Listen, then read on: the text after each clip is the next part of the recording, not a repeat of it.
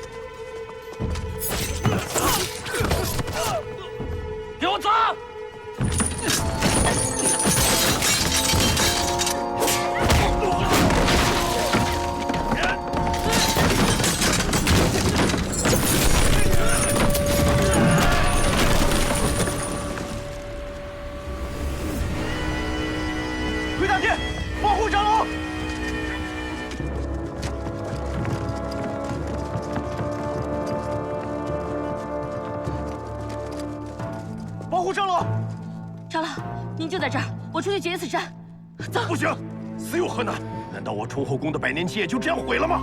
大长老，以现在的情况，他马上就要冲进来了。那怎么办，长老？难道我们就在这等死吗？现在除了这重火大殿，其他的地方都被我们控制住了。哎，朱砂，不要冲动。可我们等下去，结果不也一样吗？外面弟子还在拼命啊！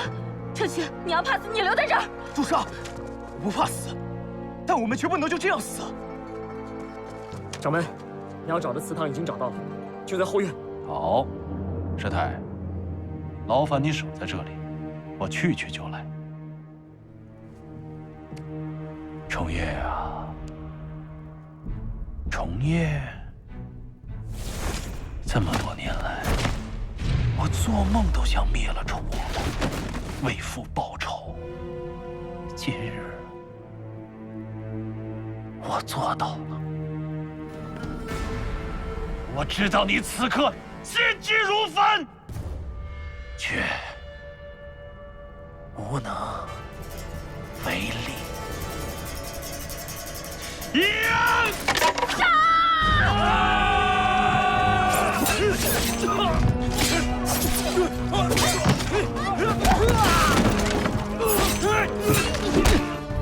长老，外面的弟子实在撑不住了，咱们等在这里算什么？你就让我出去拼命吧。 再等一下，不能再等了，再等下去，崇火宫就完了。我们现在出去会中了封城的奸计，白白送死，拖得一时是一时。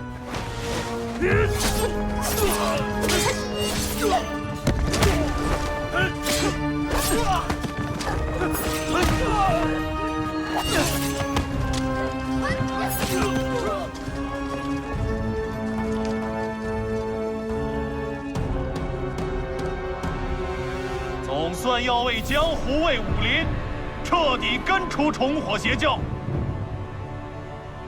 而这里的宵小之辈，一个不留，全都要为重叶手下的冤魂陪葬。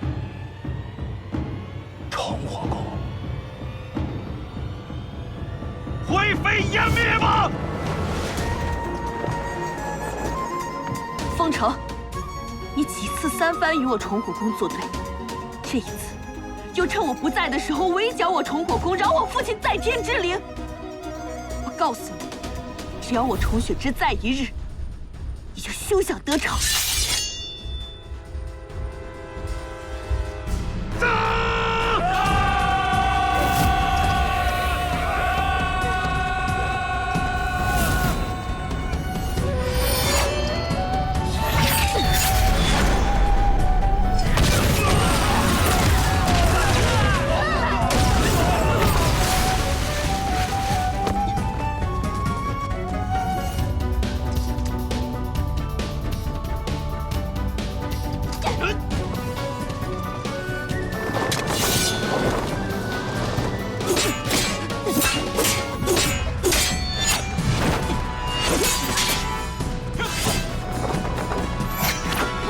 你别逼我，我是看着你长大的，不要再哭了。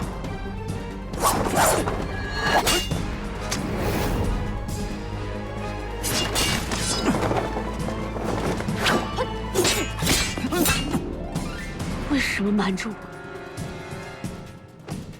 为什么不告诉我娘已经死了？你究竟要利用我到什么时候？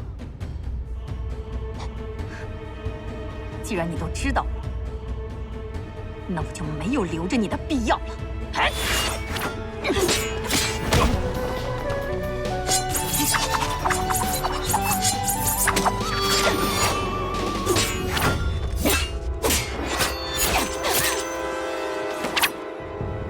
不要再逼我了！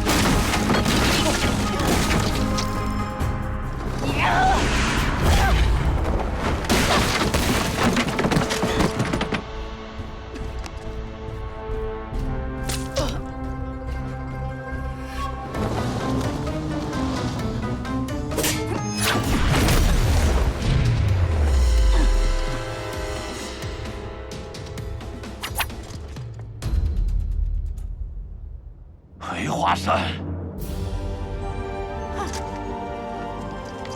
琉璃，琉璃，琉璃，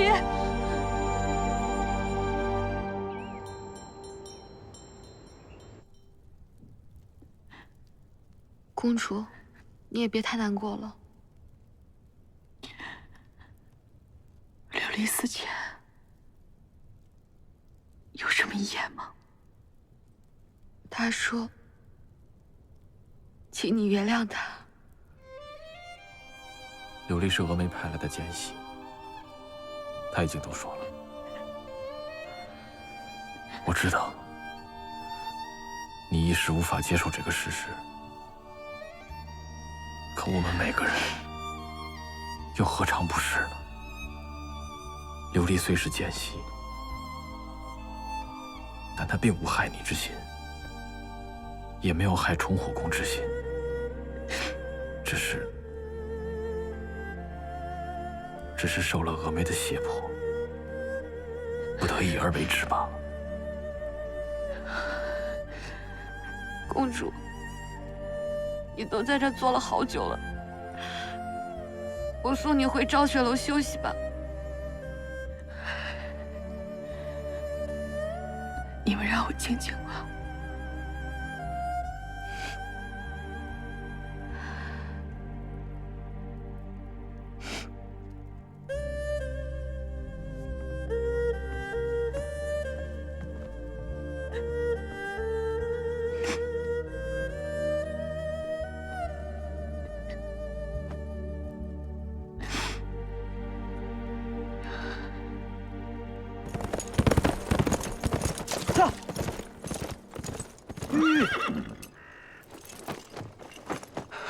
等我。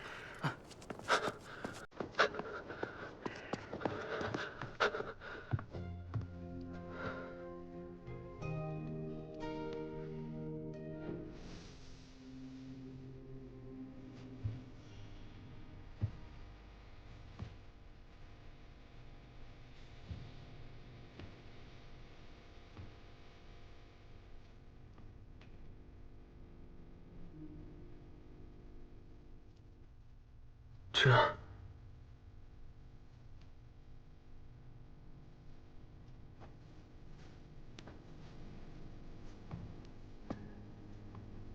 上官公子，你来干什么？我想把琉璃带走。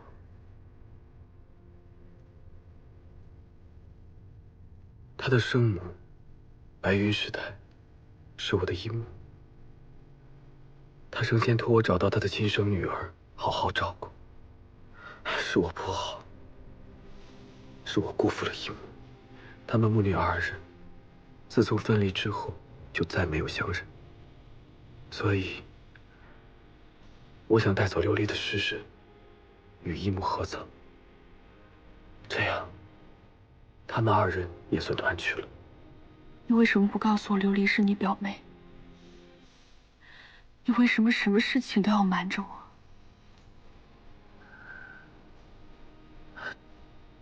之前的事情是我不好，我不该瞒着你。至于琉璃，我和她也是在仙山瀛洲的时候刚刚相认。我答应了她，要替她保密，因为事关冲火宫和峨眉派，她决定亲自向你坦白一切。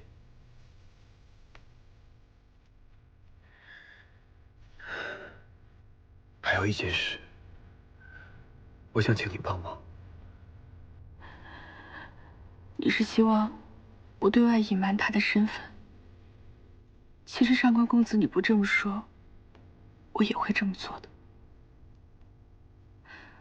琉璃的确是峨眉派来的奸细不假，但她也是被逼无奈的。况且这些年，她对我是真情还是假意，也能够感受得到。如今琉璃死了，我也希望她可以走得安心一些。我崇火宫遭此重创，已然是经受不起任何风波了。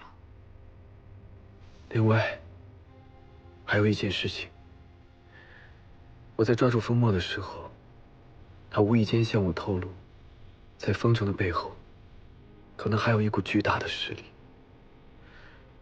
我担心他这次围剿冲火宫，并非报仇这么简单。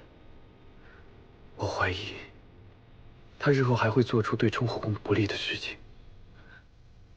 你还是要多加小心。风城这次被我打伤，短时间内应该是不会再来了。不过，还是要谢谢上官公子你的提醒。这件事情，我记下了。如果上官公子没有其他事情的话，还请尽快启程吧。我崇火宫现在百废待兴，我实在没有其他的精力去讲任何事情了。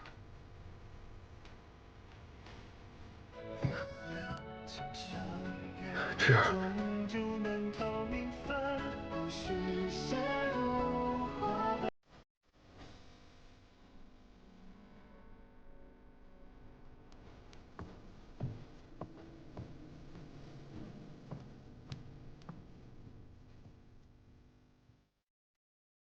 殿下，冲火宫遭劫了。情况如何？虽然崇公主和大护法适时赶到解了围，可锻造房被毁，弟子受创，御史长老身死，上下内外皆元气大伤。锻造房被毁了？正是。这崇火宫还真是屋漏偏逢连夜雨啊！不知道还能挺立到何时。损有余补不足，天道使然。这本王今日书读得不顺，有一事想请教先生。啊，殿下请讲。凡战之要，必先战其将而察其才。不知此话何解？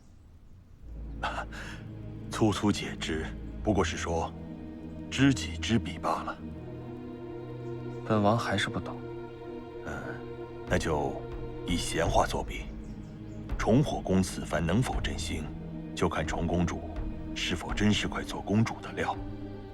那先生认为这重公主，她是这块料吗？大可拭目以待。本王此去东都为岳父大人拜寿，就请先生随本王一同前往吧。是。上官涛，华山派此次围剿重火宫，死伤严重吗？我看重火宫死了那么多人，华山和峨眉恐怕也好不到哪儿去吧？是啊，听说丰城也受了伤。受伤了，严重吗？你怎么了？怎么突然关心起华山的事了？没什么，我只是随便问问。凤社，你平日说话不会像今日这般吞吞吐吐。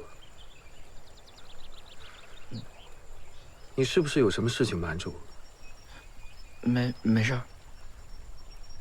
那个，我问你个问题：如果你爹是个大混蛋，是个所有人都讨厌的人，你会怎么办？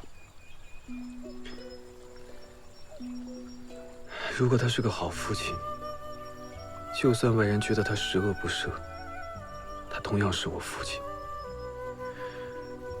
但如果他对我有所隐瞒，言而无信，就算外人再敬仰他，我也不会认他。上官涛，我曾跟你说过，我也有我的秘密。现在我想去解开我的秘密，所以不能跟你一起走了。谢谢你一直以来的照顾，多保重。风声，你觉得在这世上，是家人重要，还是朋友重要？以前我没有家人，也没有朋友。现在我有了朋友，也有了……哎呀，我都不知道怎么回答你啊。去吧。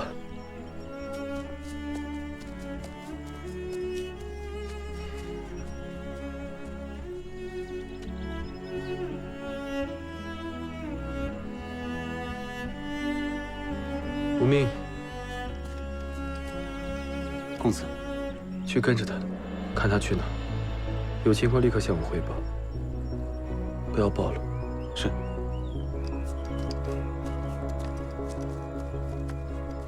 如果不是我执意去千山鹰州，调查华山派弟子的死因，也不会让峨眉派还有华山派趁虚而入，尉迟长老和琉璃也就不会死了，还害得重火宫成了现在这样。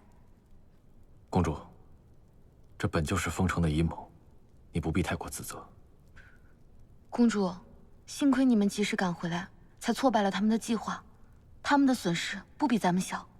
我原本可以阻止这一切的发生，不然我们乘胜追击，永除后患。我觉得不可。经此一战，我重火宫已元气大伤，现在追击，恐怕只会造成更多的伤亡。那我们只能忍气吞声了吗？当务之急，还是安顿好受伤的弟子吧。大护法，恐怕眼前我们有更加紧急的事情要处理。就在前天，河东节度使发来的军需订单，要求我们在70日之内赶制1500把魔刀。70日，1500把，这根本就是不可能完成的任务啊！往年节度使1年最多需要500把，为什么今年要这么多？这点，这上面倒是没有提，只是说，如果我们不在规定的时间内完成，我们就要受到军法的处置。车渠，如果按我们重火宫的速度锻造1500把魔刀，要多久啊？按照正常速度，起码也要4个月。可是，怎么？华山派破坏了我们的锻造房，还打伤了大半的弟子和工匠，眼下宫里人手严重不足。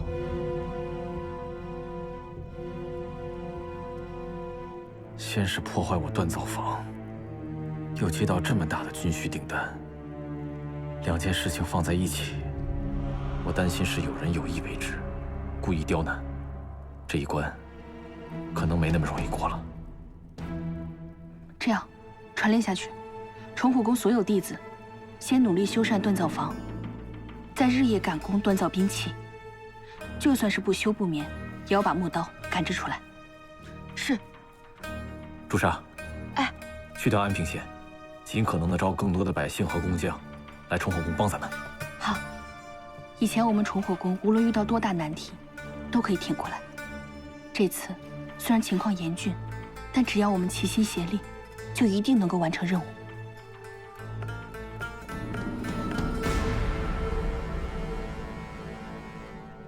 你们现在就下山，探明情况，立刻回来向我禀报。是。大小姐，大小姐，爹，凤子，你可算是回来了。都是女儿不好，让爹爹担心了。回来就好，回来就好。哎呀，你呀……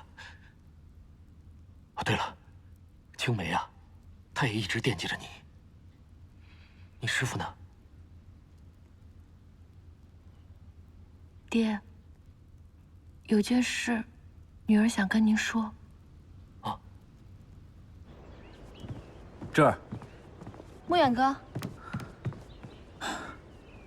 有件事情，我思来想去，还是应该告诉你。什么事儿啊？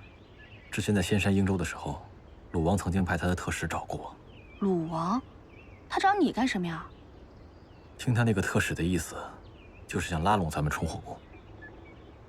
拉拢崇火宫，为何？庙堂之高，江湖之远，这其中千丝万缕，过于复杂。表面上呢，鲁王是说可以借他的势力，恢复咱们崇火宫往日的威名。可实际上，我觉得就是想让崇火宫统一江湖，好为他所用。我刚刚拒绝了鲁王，紧接着，华山派、峨眉派便来攻打咱们崇火宫。锻造房刚被毁，1500把陌刀的单子，便直接送上门来。我觉得，这一切并不是巧合。我总觉得，跟鲁王脱不了干系。这一波未平，一波又起的，我只能被牵着鼻子走，什么都做不了。你也别太灰心。所谓木秀于林，风必摧之。咱们崇火宫在江湖上，不管谁看，都视为一种威胁，所以，要么为他所用，要么被他所灭。你想想看，如果义父在世的话，他会怎么做？爹爹，他肯定不会认输的。那就对了。所以，咱们也不能轻易认输。当务之急，就是把陌刀赶紧赶制出来，剩下的，静观其变吧。嗯。不过你放心，我一定会陪着你。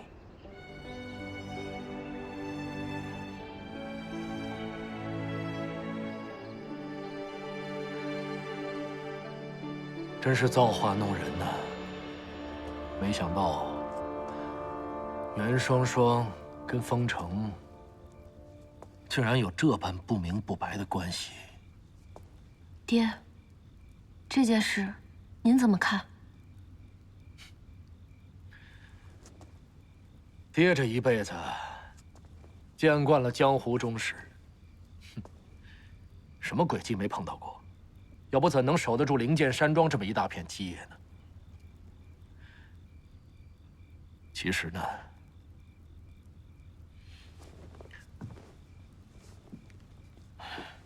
爹最担心的还是你。你从小跟着你师父，他现在发生了这样的事情，你一定很难过。爹。既然师父已经走了，这件事您能不能不追究了？爹有说过要追究他吗？爹明白你的心思，虽然他骗了你，但他终究是你师父。他当初是为了莲神九世而来，现在莲神九世已经毁了，他的身份也被揭穿了。从今往后啊，他应该不会回来了。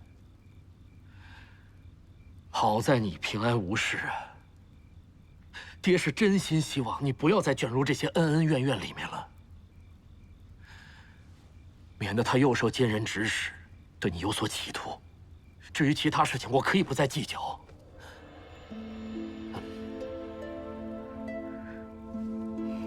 我知道了，爹爹。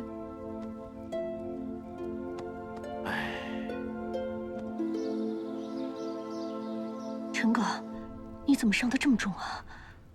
没有大碍，只是那冲血池的武功又精进了很多，炼意远比我想象的更加厉害。都怪我，当初我要是早点能把莲神九式给偷出来，你就不会出事了。这不怪你，灵剑山庄守卫何等森严，要不是这样，当初武林各派也不会答应把莲神九式质押在灵剑山庄。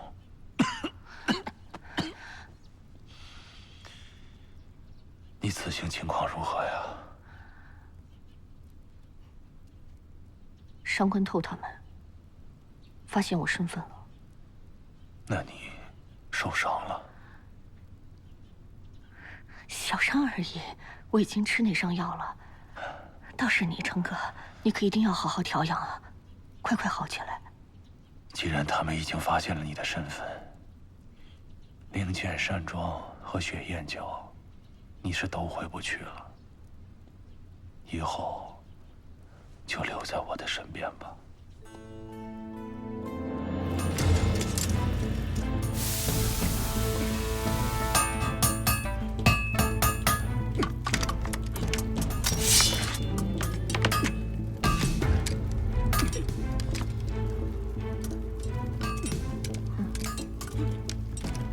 公主，如果按照现在的人手和进度，我们很难如期交付。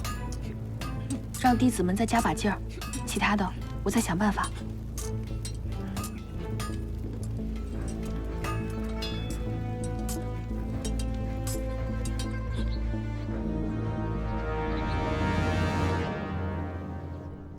明日是爹的50大寿，孩儿特意回来向您贺寿。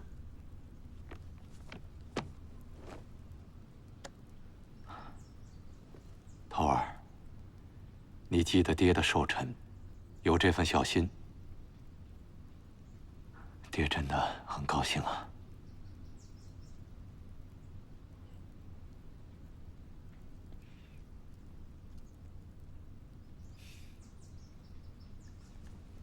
这次回来，恐怕不仅仅是这件事情吧。有什么事儿，就别憋着了，直说。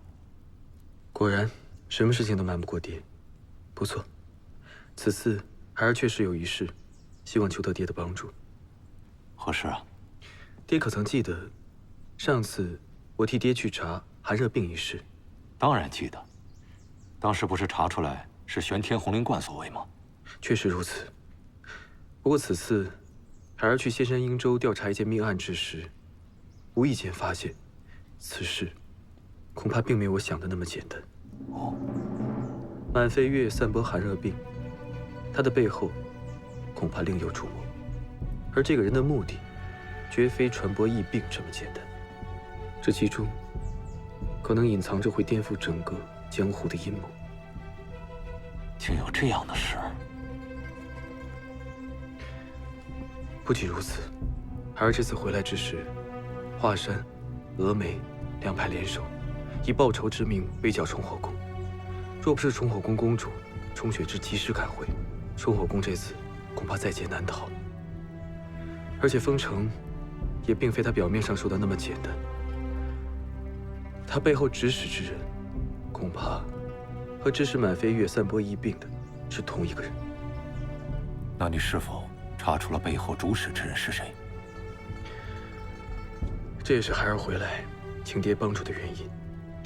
我现在查到的都是些零零碎碎的线索，就像是一张被撕碎了的地图。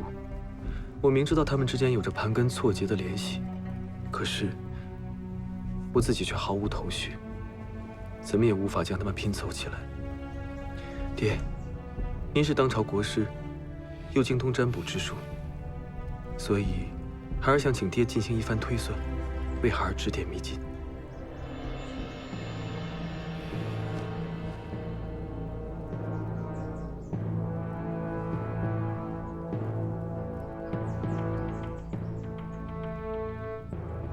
西南不利，东北成凶。西南不利，东北成凶。爹，这是什么意思？就我们现在所掌握的情况，还没办法解释这2句话的含义。看来还得再费一番功夫才行。头儿，这满飞月乃一教之主，华山派可是武林一大派啊。倘若这背后真的有人可以暗中指使他们，那此人的势力绝不单薄。不过你现在想怎么查？查到什么？一定要保护好自己，切记，切记呀！朱砂，上次穆远哥不是让你去安平县多招一些工匠吗？怎么样？有问题啊？不是公主，他们听说是我们崇火宫招工，都很愿意来。只是什么？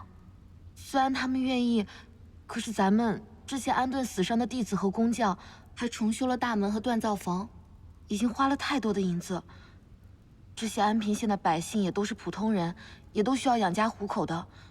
我们现在连最低的工钱都付不起了。怎么会这样啊？是啊，那现在怎么办啊，公主？这样吧，我那儿有一些首饰，你先拿去当掉。现在我们能请多少工匠就请多少工匠吧。公主，这怎么行呢？这的确不行，不过目前也只有这个方式。先顶着吧，之后我再想想其他办法。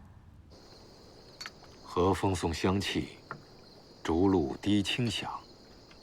头儿，你觉得这家里和你的月上谷相比如何呀？这月上谷不过一处青荒之地，自然是不及家里好。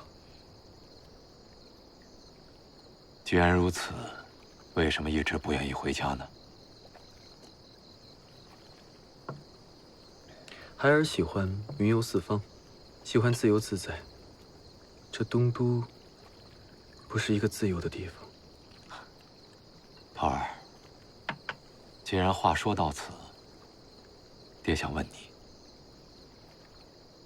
难道你真的没想过为朝廷效力？爹，您知道我向来对朝野之事不感兴趣，为何会突然有此一问？爹当然知道你志不在朝堂，爹又何尝不希望你远离是非呀？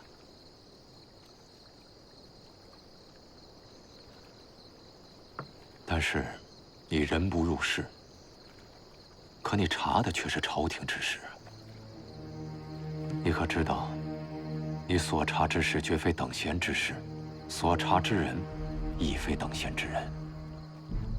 如果朝中有人相助，也许可以帮你扫平一些障碍。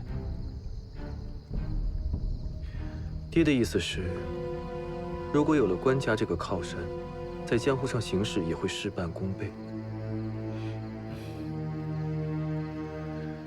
可这样，不就破坏了江湖和朝廷互不干涉、互不来往的规律吗？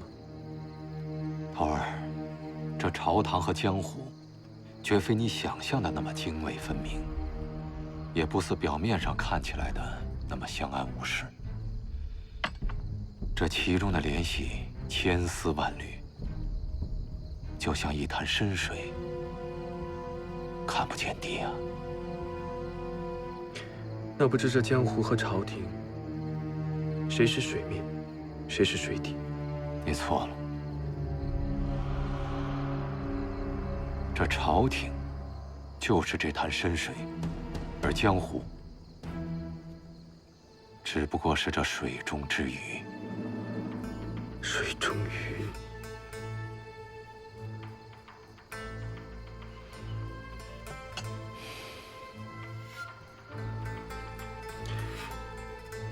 多谢父亲提点。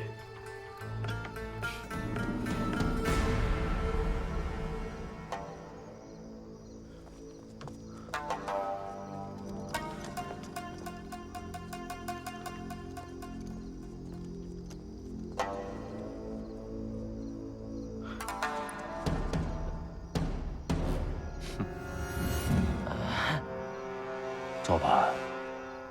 没事，我站着。你为什么说我是你爹呀？是满飞月告诉我的。满飞月？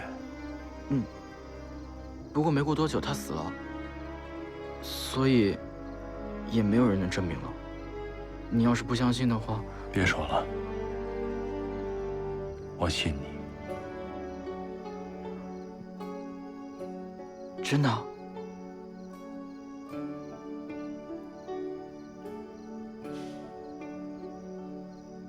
你和你娘年轻的时候，还颇有几分相似呢。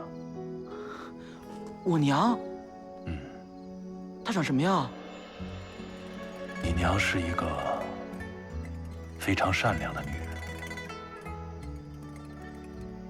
是我年少无知，犯下了错误，对不起她。希望你不要怪我。其实这些年，我一直都在找你，可是不知你身在何处啊，舍儿，你可愿认我？